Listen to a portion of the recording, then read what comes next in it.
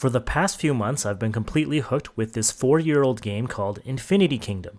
If you've jumped into this MMO strategy game, whether you asked or got scammed or just stumbled upon it, here are 12 tips I wish I knew as a beginner.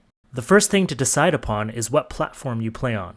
This game was designed for mobile, but where you start matters. I started on Steam, and that was a big mistake. Accounts are not transferable across platforms, which is pretty odd. Most active players use GT Arcade, or at least register their emails on there, because of the daily rewards. You are fine if you started on mobile first, and then register.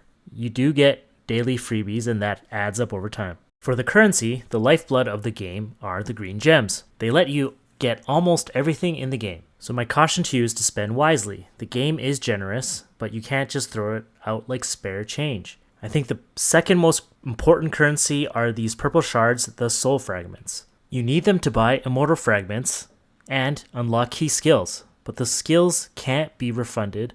They cost a ton, and the upgrades can only be reset at 80% of the cost, which isn't ideal.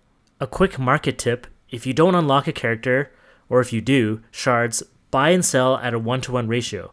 There are many older guides covering this. Stardust is also critical. It affects your immortals, but you can't get refunded. They're rare, and so invest Stardust only on your main team.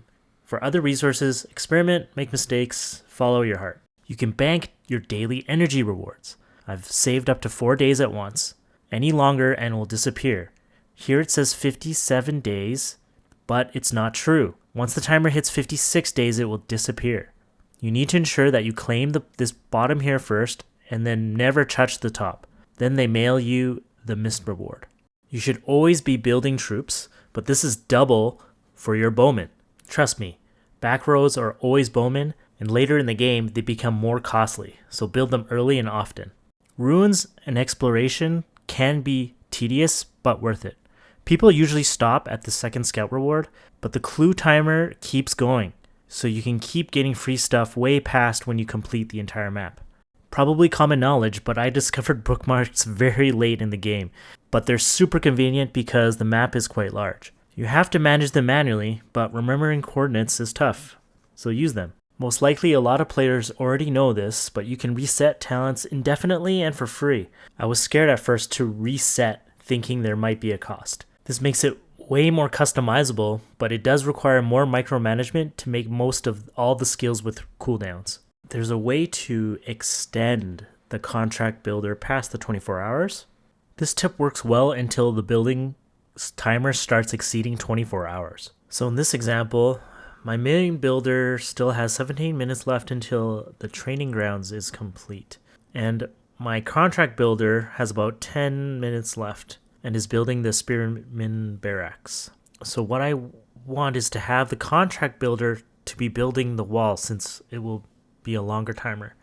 And we all know that the requirement to build the level 11 wall is to complete the level 11 training grounds. So I first speed up the training grounds to finish first.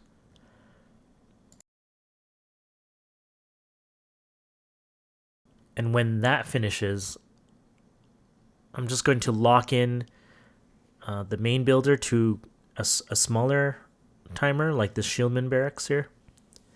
And now my other builder, my contract builder, is now free to build the wall, which is at an 8-hour timer. So my main builder is kind of free to keep building.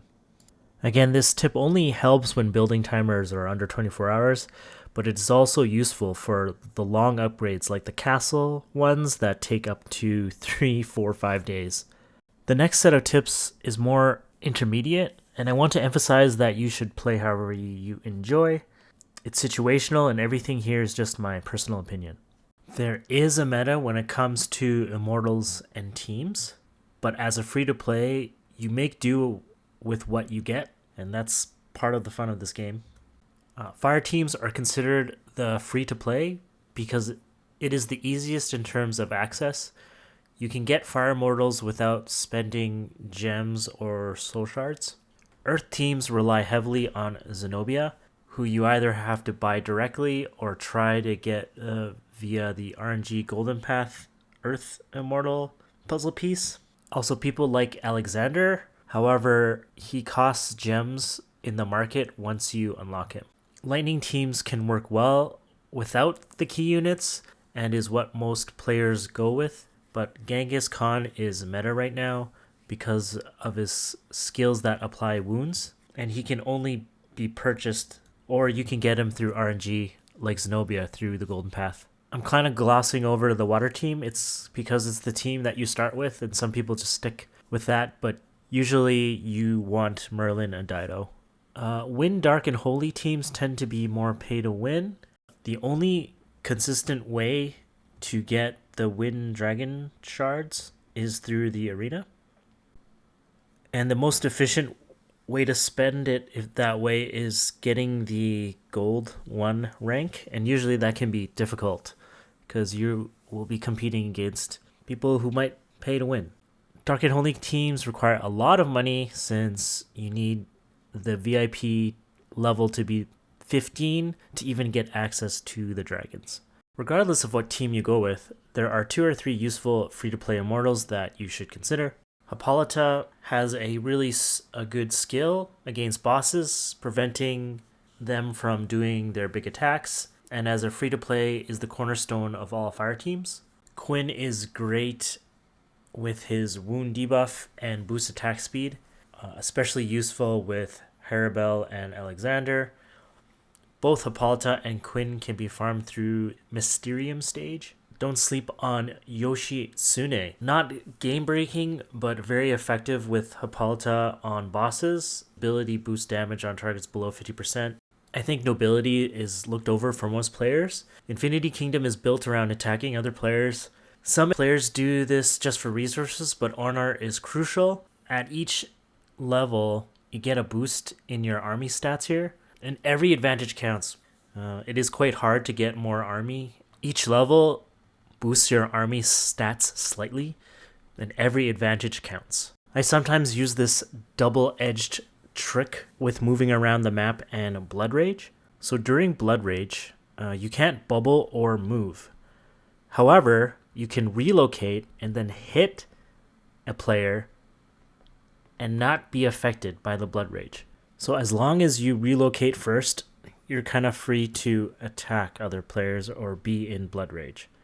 In fighting and in war, you never want to telegraph your moves like this. I think it is definitely situational. As a free-to-play, you don't have the luxury of instant teleporting around all the time. And this is mainly for me to avoid waiting timers, so I do all my actions kind of at once. And as my final tip, I think the server where you play on really matters. You definitely want an active server, but avoid the toxicity and selfish rulers. Finding a balanced server is influences on how long you're going to play and enjoy the game. And that is it. There aren't many up-to-date tips on YouTube besides maybe Kincaid's YouTube channel.